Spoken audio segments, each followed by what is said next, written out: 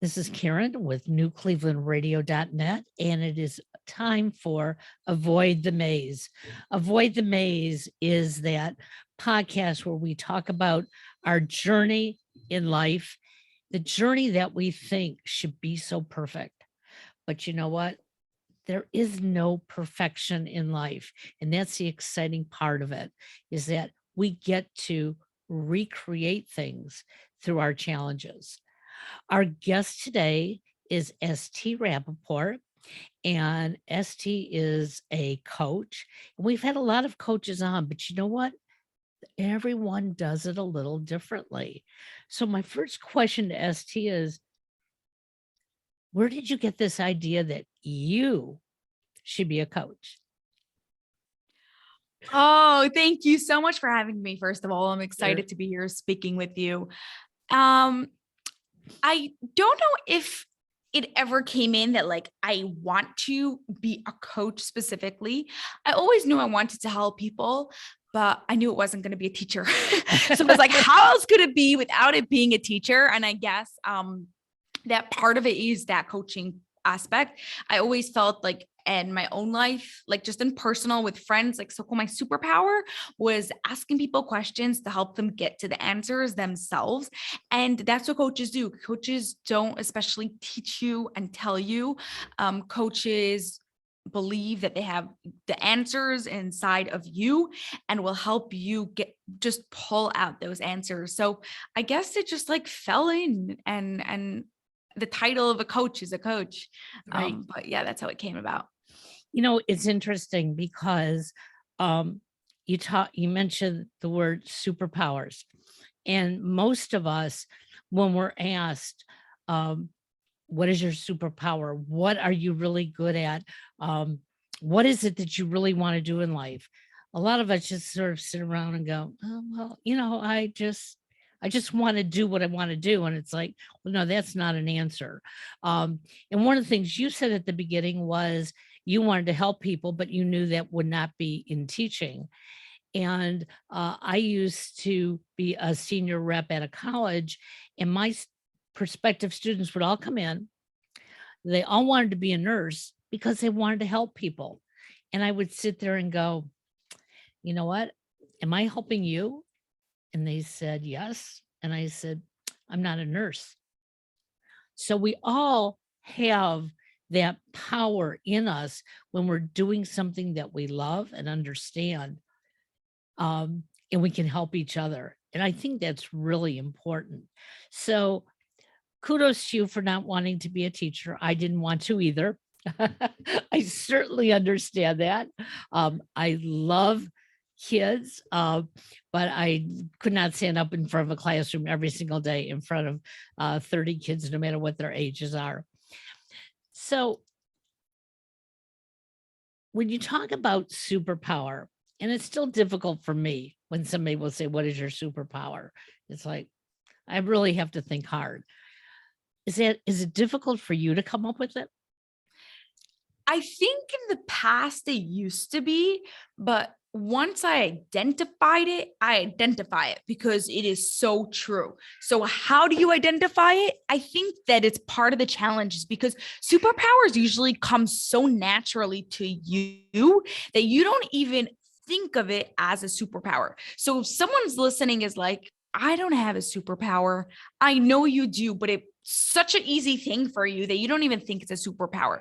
So I would challenge you to start thinking about what is something that you do that other people are amazed at how well you do it. And you're like, well, duh, that's so easy. I don't even have to work hard for that. Or maybe you did, you developed it into a skill, but maybe not. And that's your superpower.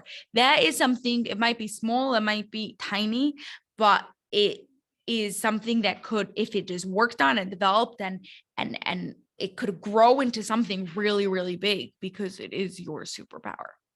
So we don't have to wear a big S on our chest or have a cape or go flying in the sky. No, although I wish I could. Yeah, because every time somebody has asked me that, that's what I picture, no, I don't have an S on my chest. I don't have a cape. I can't fly. Oh, but And it's taken me a long time. It took me uh, the majority of my life so far to wake up one morning and say, wait a second, I know what I can do well. I know what I want to do. And I sort of knew it when I was younger, but people around me convinced me that it either wasn't appropriate, it wasn't the right time, or I didn't have the personality for it. And so I listened to all those people for a long time. And it's not bad to listen to others because we gain knowledge, but sometimes we have to listen deep inside our gut, correct? Oh, yeah. Yeah. Yes. So, how do you go about working with individuals, especially young people today? Because one of the things I'm hearing from a lot of young people, 20 to 35, is, the opportunities for me aren't there like they were for my mom and dad. I have my college education because I was convinced to go to college and get a degree. What do I do with this piece of paper? Okay. And I know when my son asked me that a couple of times, I just looked at him and I said, well, you can do a lot of things with that piece of paper. But coming from mom, it's those answers aren't good. So let's start there. What do our young college graduates, how do they find their place in the world? Yeah, I think that first of all, we have to like switch our perspective a little bit.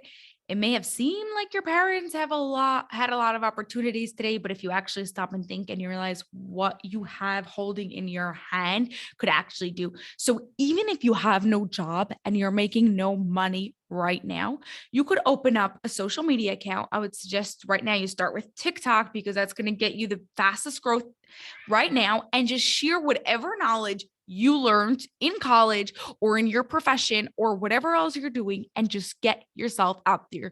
You have to be the one to go and provide the value, show the world what you are, what you have, in order for those opportunities to come to you, because no one is just coming on your door and knocking on and saying, hello, I need you to come work for me. So you have to get out there and create those opportunities for yourself. But I will also say, on the same note, that I am a little bit disagreeing, not with you, but just in the perspective of life. I'm not a huge fan of college.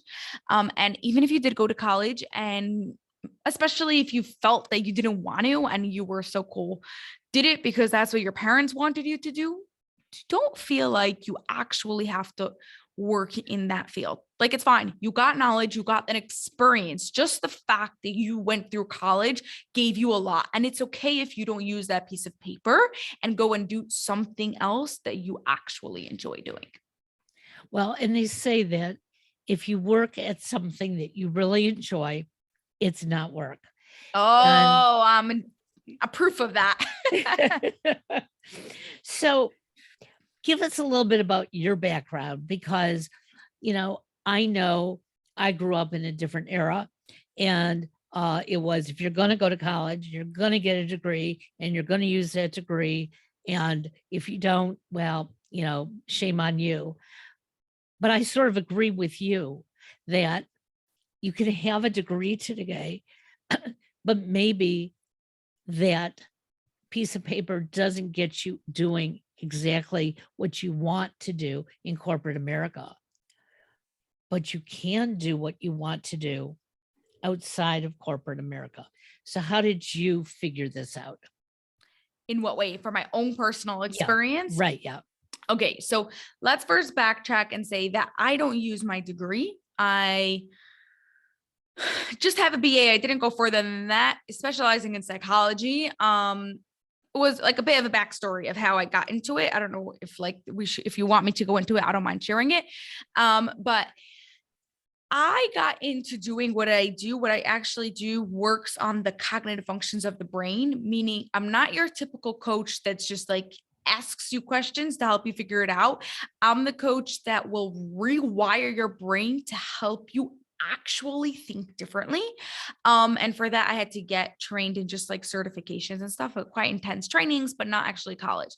How I got started in it is when I was a kid, I was in fifth grade and I still struggled with reading. I was able to read, but it was still quite difficult for me. And my parents paid over $2,000 a month for like a so-called a top tutor in town to help me with reading with like almost no results. So they're like, okay, enough is enough. We need to find something else. And my mom's actually Israeli, and in Israel, this method is quite popular. It's called the Feuerstein method, where it works on the cognitive functions. He brought people in from Israel, and they did trainings. And since then, for a couple of years after that, I've got sessions with myself on like rewiring my brain, the way my brain thinks. Now, the reason why I love this method so much is because it's completely customized and helps every single person, from people all the way on the Down syndrome spectrum, all the way up to the gifted, extremely smart people, because we all have a brain and it's all working, but we all have some screws that need to be a little bit tightened in a little different places. And sometimes with just a little twist, a little something, so many more pieces fall into place. So I saw how much that did for me. And I'm now like super passionate about helping other people with it. You know, I love this theory. So I mentioned my son when we started today. When he was 6 years old, up until 6, he had every friend in the world. He was, the highlight of everybody's day.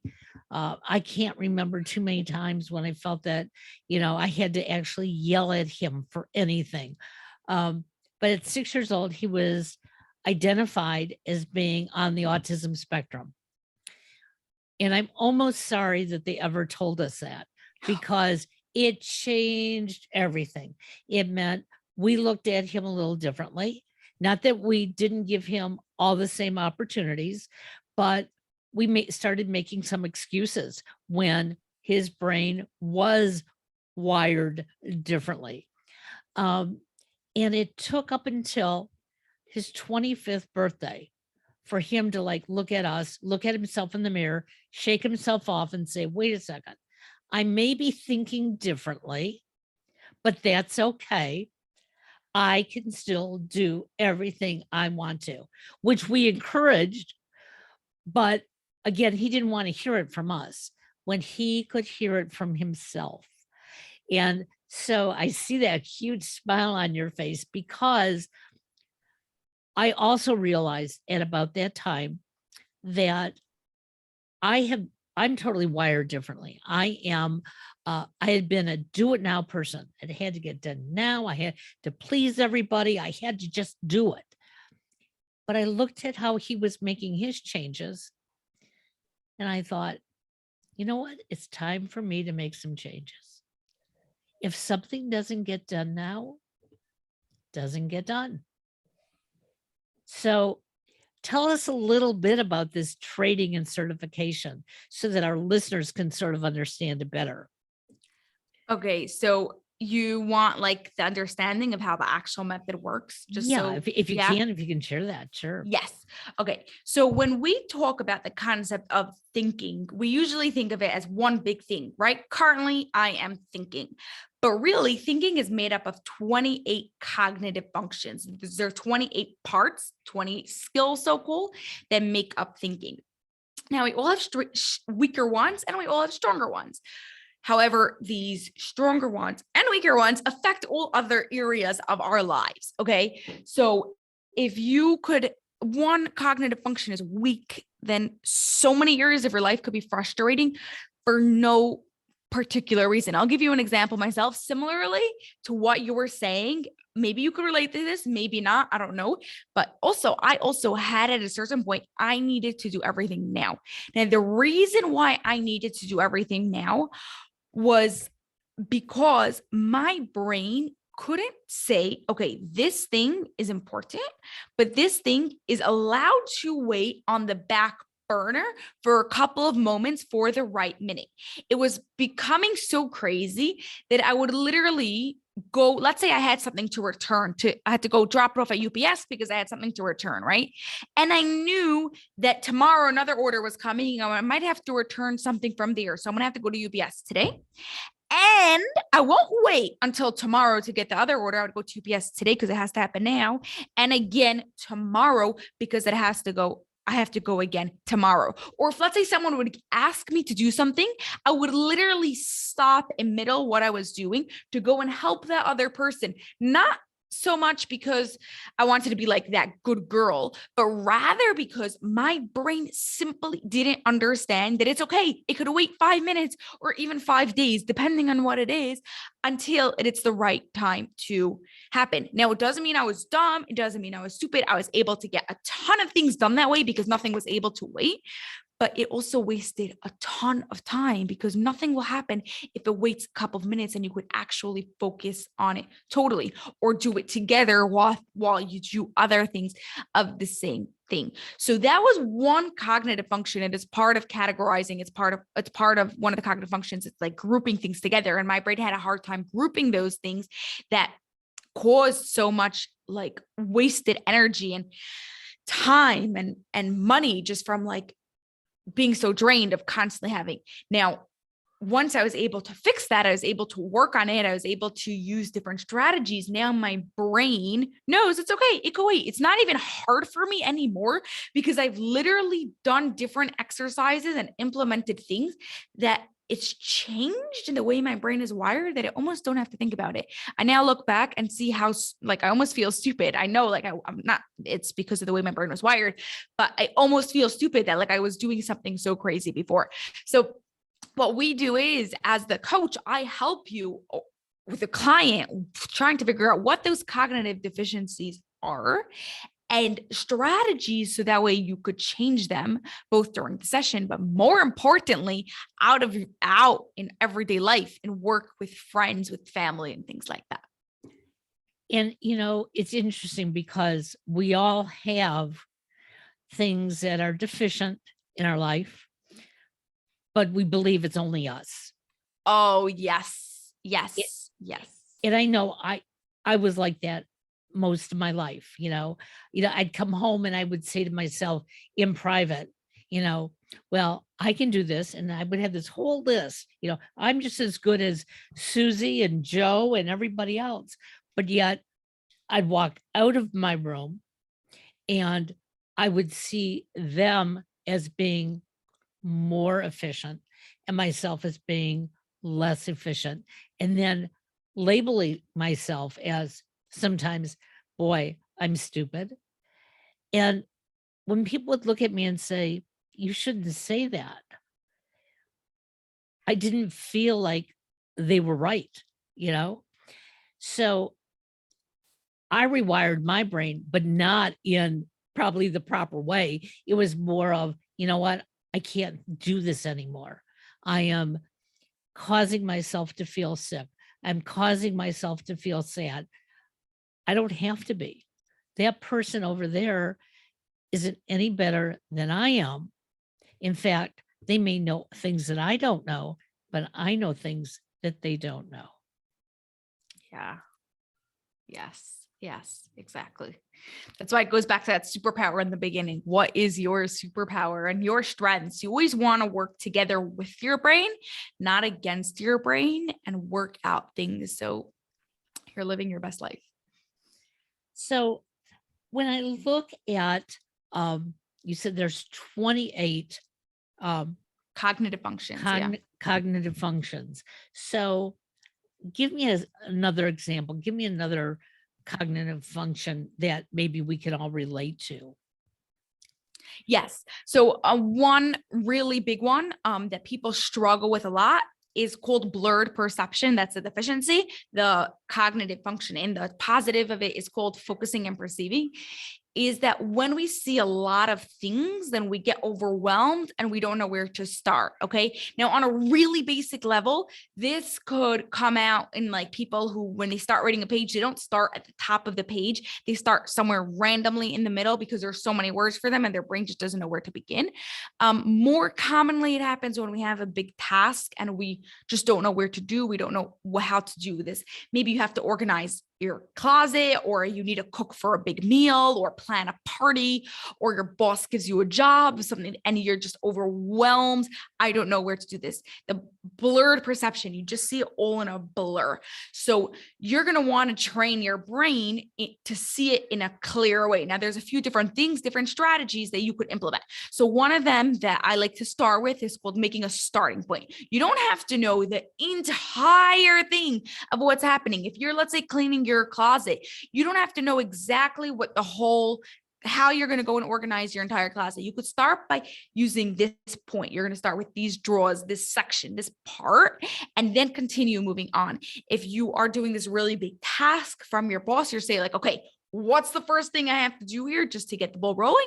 And I'll find the next one afterwards. That way your brain is starting to see things more clearly and work things organizedly. There's more advanced strategies like breaking it down and grouping things together afterwards, but I'm not going to overwhelm everyone with so much.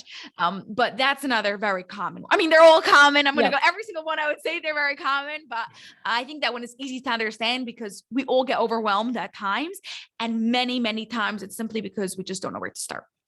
Well, and I think that can oftentimes be the most difficult part of any day. Okay. You get up in the morning and, you look out the window and you didn't know it was supposed to snow and there's snow out there, and you don't really look to see how much there is. But in your brain, at least in my brain, I look out and I go, oh my gosh, my car is covered. The streets are covered. Am I going to be able to get to work? And before I realize it, I'm hyperventilating, rather than, okay, let me take the first step. Let me see how much snow there is. Okay.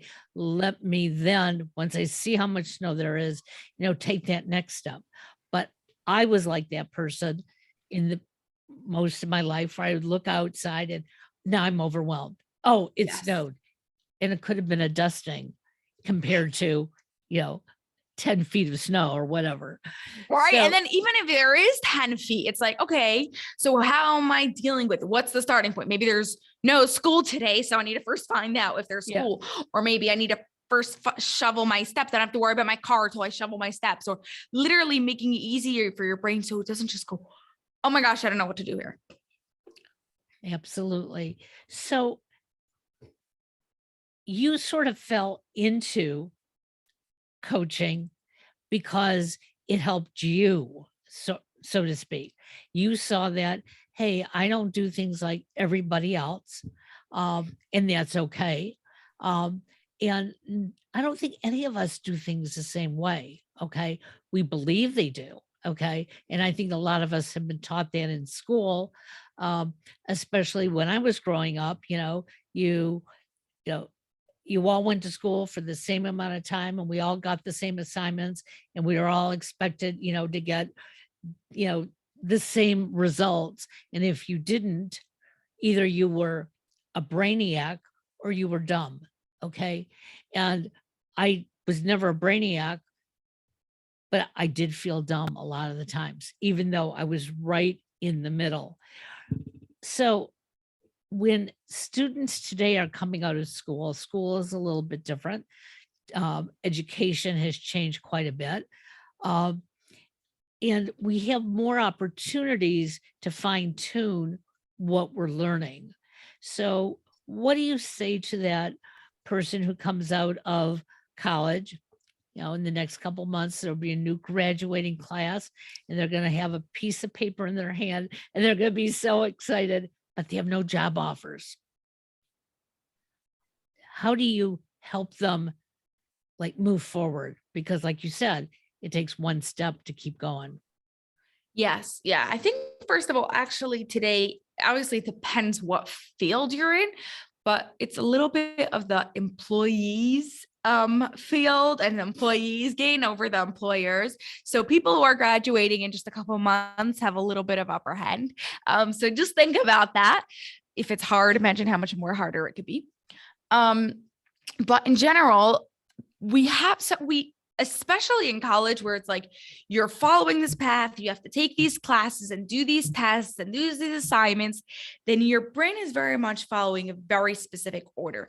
We want to start taking our brain and becoming a little bit more creative, think a little bit outside the box of what else can I do with this piece of information that I have, with this paper that I have. So right earlier I mentioned some social media, but obviously that if it's sure in the beginning, it is not going to be paying for you. But maybe what could you combine this piece of paper with another skill you have? What's your superpower that you could do the two of them together that all of a sudden that's going to make you extra special and you'll be able to create new things? Or maybe you want to say, okay, I'm taking this paper. I want to first do a year where I'm doing every couple of weeks, I'm trying new jobs, and I'm doing, obviously it has to be made up in a way where like the bosses know, like I'm not trying to tell you to start jobs and quit, but like do it in a way of more like testing and see what else you could do. But the point is really to get out of the typical, this is the path I need to take. And what else can I do? If anything, it's a little bit more empowering for yourself, because you're not saying I'm waiting for someone to hire me and it's that person's fault. This is my responsibility, but also my opportunity to go and decide what I want to do, how I want to go and do this, and come up with some not typical way to be able to get to your work. Well, and it's interesting because so many of us have been taught, find your path and walk down it. In the last 10 years, since I've been working with a number of coaches, one of the things that I learned day one, walk down the path, but look for those forks in the road. Look to see, do you want to go to the left? Do you want to go to the right? And if you go to the right, there may be another fork in the road. So are you prepared to make another change? And I remember the first coach I was working with, I kept saying, no, I'm just going to keep going down this path because it's comfortable. And the coach said, well, and that makes you feel good? And my answer was no. She said, but you said it made you feel comfortable. I said, yeah, because I know where my feet are going. Okay. But I'm not happy. And she said, and where do you feel that in your body? Nobody had ever asked me that question before. See, I always thought it was more of an emotional thought, not even a physical. And then all of a sudden I realized for so long, I was having stomach problems, headaches, because I was going down this comfortable path, telling myself I was comfortable, but yet I was in pain. So when you're looking for something in your life, I agree with you. You have to walk into it intentionally, but intentionally you have to look all around you. Yeah, that was said very, very well. You're like going down that path, but you're going down that path with big, wide open eyes, with a big, wide open heart and an open mind to see what else is there, what else can you give, what else can you receive, and really look for that opportunities. And yeah, I'm a really big believer in the body and what the body feels like. The body keeps score with traumas, with past things, with current emotions, and we need to release that emotion and get it all out of you. But listen to it because emotions are a sign, and see how it makes you feel. Yeah, 100%. So if our listeners wanted to connect with you, how can they find you and how can you help them? Yes. Okay. So you can find me everywhere. Life Picks University. On the podcast, TikTok, my favorite place. But I work together. I do something called your Brain Rewired program. It's a 3-month program where we work in small groups to really help customize the sessions for you to rewire your brain to help you become more efficient and effective in all areas of your life. I love it. So we're going to put all this in the show notes so that everybody knows how to reach out to you. And you do have a website, correct? Yes, that's Life Picks University. Okay. .com. I just wanted to Everything make is sure. super easy to Yeah. remember. Life Picks with an X, university, and you'll just find it wherever you look. I love it. Well, ST, I want to thank you for joining us.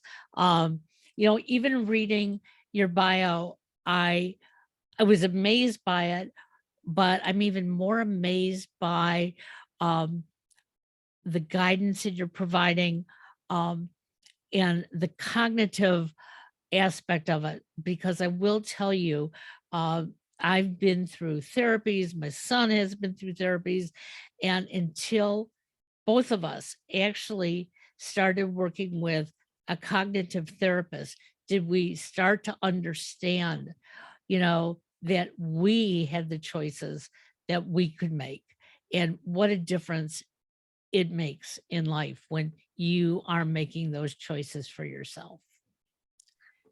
Couldn't agree more on that. Thank you so much. This was fun. Well, we'll have to have you back again. And I want to thank you. Have a great day. Okay. Awesome. Thanks so much. Bye bye. Bye-bye.